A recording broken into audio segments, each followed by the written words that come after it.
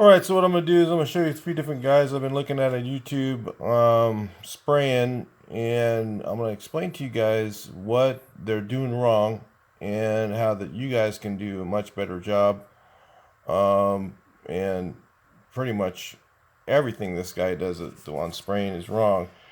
So let's take a look here. Let me see if I can back him up a little bit. This is Idaho Painter, and hopefully he learns from this and he can become a little bit better guy. He seems like a pretty nice guy. He just doesn't really know the right technique. He looks like he's self-taught. So let's take a look here. First thing is, you see that pole in his hand right there?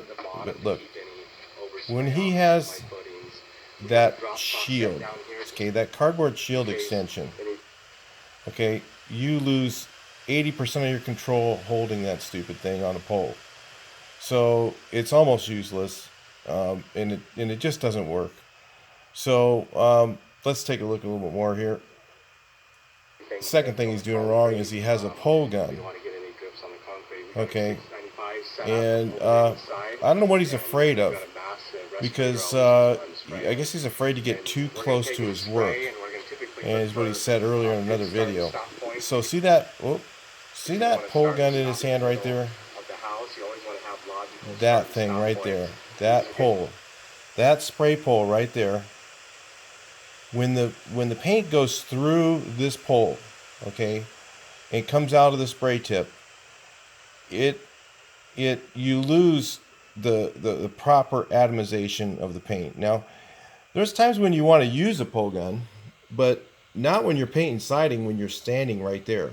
You know, there's absolutely no reason to be standing there with a pole gun when you have no reason to reach anything. You know, that's just absolutely crazy. And I think he using a four finger gun.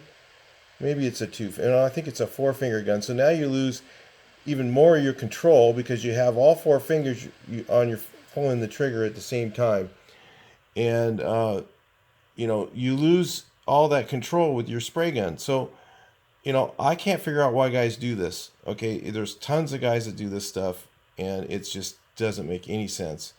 So now, because when it goes through that pole, your atomization kind of goes a little bit crazy. Let's watch the spray.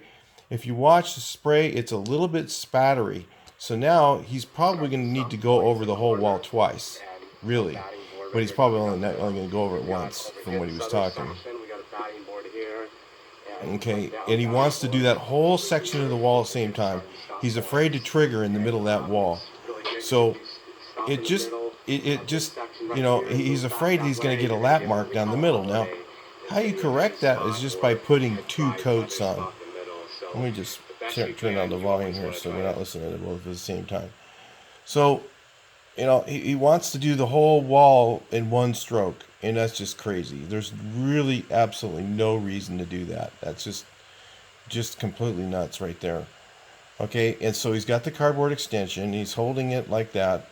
The setup time for that is twice as much. He's lost 2 or 3 hours of man hours of time doing setup. Now, if you look at the edge of that fan when it goes across, watch it go across again. Let's watch it. You watch the fan go across. Let me see if he sprays here. When he's going to spray the rest of that wall going up. All right, watch the edge of the fan. It's kind of spattery. I'm trying to get my mouse in the right place here. When the edge of the fan goes a little bit, the edge of the fan is a little bit spattery. Not that bad, but a little bit. Now, the spray isn't on there as even. So if you were to take it straight out of the gun, you're going to get a better finish. You get more, you know, you get more even material on the wall, and you got more control because you got the gun in your hand and less overspray. So everything he's doing pretty much is wrong. Now there's another guy over here. Okay, you guys have watched some of this guy. Now I was watching this guy. I mean, he says some pretty good stuff and everything, but this is where he goes wrong. He was talking about at the edge of his, when he goes across the wall, he's going like this. Okay, his spray is almost with his wrist, and when you have that much wrist movement, what happens is at the end, your overspray is bouncing off the wall and it's playing pool and it's going back and it's flying over somewhere. If you get about 10 mile an hour wind, you're going to be painting people's cars in the neighborhood. So, go for it, dude. Let's just take a look. Let me back this up a little bit. See what he says. We're not going to listen to what he says. Well, now, as far as the amount of paint to put on, it's really trial and error. Keep a careful eye out for light spots. Go back and look at the places that you've painted. If you see the undercoat speckling through there, then you didn't. First of all, when I'm doing siding, I do everything twice. It's just go through, paint it once, go back, paint it again. It just comes out better. You're going to get a really nice finish. And a lot of guys will say you got to back roll it. If you paint it, if you go through and just dust it out one time, just a real nice light coat, and then hit it all again, you're not going to have holidays. You're not going to have misses. You're going to have a nice even coat on there. You're not going to have lap marks. You're not going to have any of that stuff. So, it just doesn't make sense. These guys doing this, I got to back roll it all. It's like, what? You don't have to back roll anything, dude. That's a smooth siding. Now watch this whip. Woo! Watch this. Here we go. Wow! Oh my God, he's reaching. Oh, look at the paint just fly. Watch it just fly off the edge. Boom! Oh, that's no good. That's bad.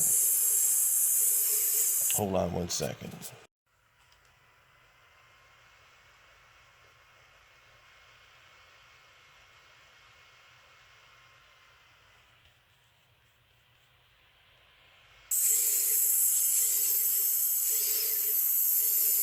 All right, so there he is, man, just whipping that edge. See, what he's worried about is when you overlap.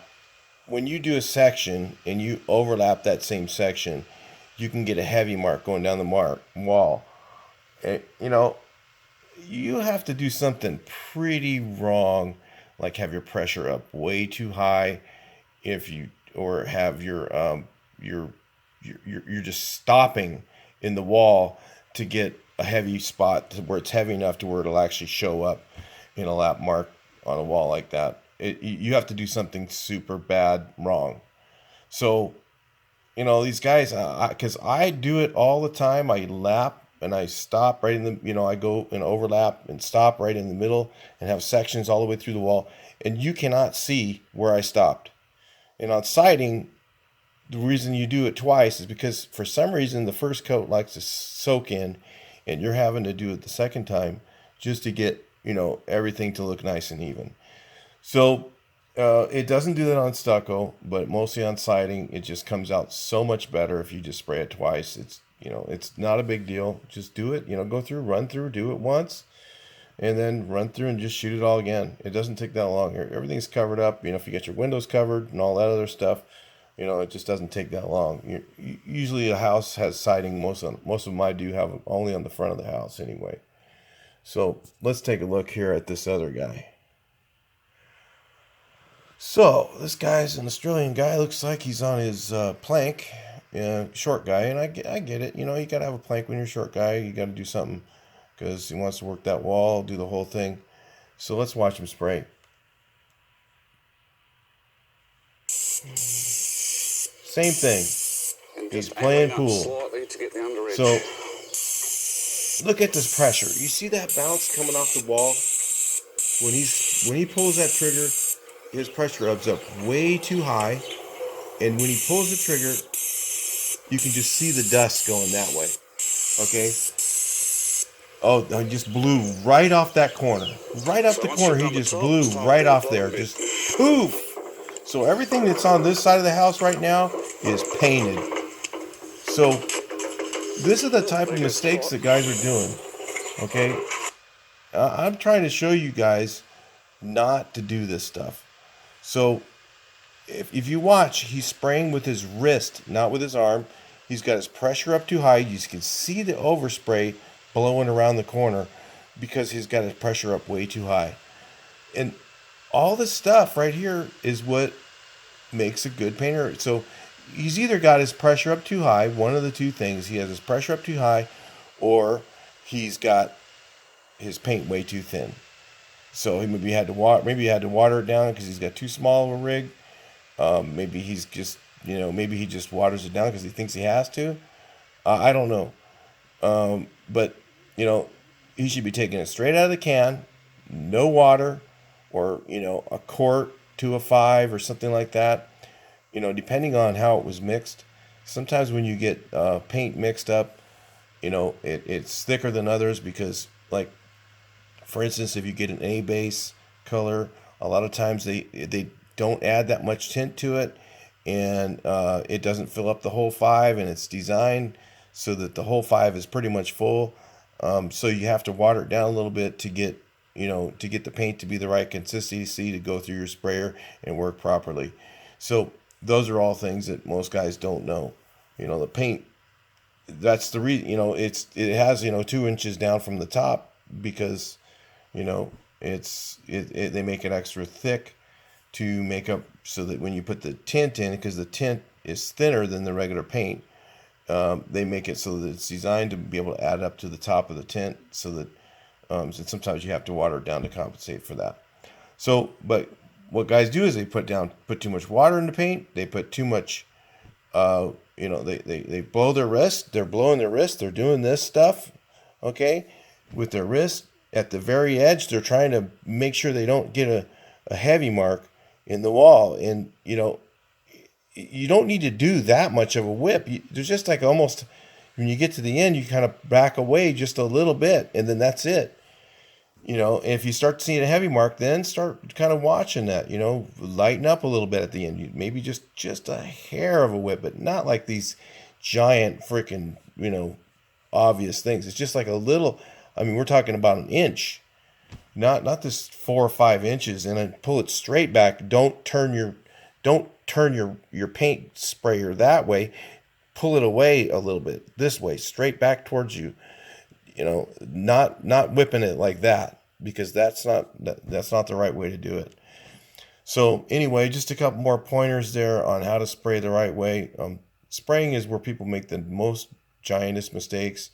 And spraying has the most overspray claims and the most problems. So that, it's the most insurance claims. It's the biggest, it's everything. The biggest problems are all in spraying. So, and people think it's the easiest thing. It's actually the hardest part about the job is actually pulling the trigger and doing it right, and making sure you don't get overspray. And then, your labor costs for having to cover because you didn't know how to spray without, covering. All that stuff is where you can just totally lose your ass as a painter. So, you're almost better off just brushing and rolling. If you really don't know how to spray right, just get a drop and roll the damn house. You'd probably make more money. But these guys think, if you got to cover everything all up and then go through and turn the pressure up way too high, water down the paint, paint the neighbor's car, and all this other stuff. That's the problems people have. You could just, get your hose out, water the house down like guys did back in the 50s, get the house nice and wet, and just roll your stucco out. It would probably take you about an extra half a day. And, that's probably what you lose doing it, going around and covering up everything, the roof, all the stuff that these guys are having to cover up to spray. So anyway, just a couple tips on spraying, showing you guys what some of the other guys are doing on the YouTube. And, listen, I have no offense against you guys, this Idaho guy or anything. It's just, he seems like a nice guy, and, some of these other guys seem like they're nice guys, and they're trying to show you some stuff, but they just aren't showing you the right way. They're showing you their way, and their way is not really helpful. Talk to you in the next video.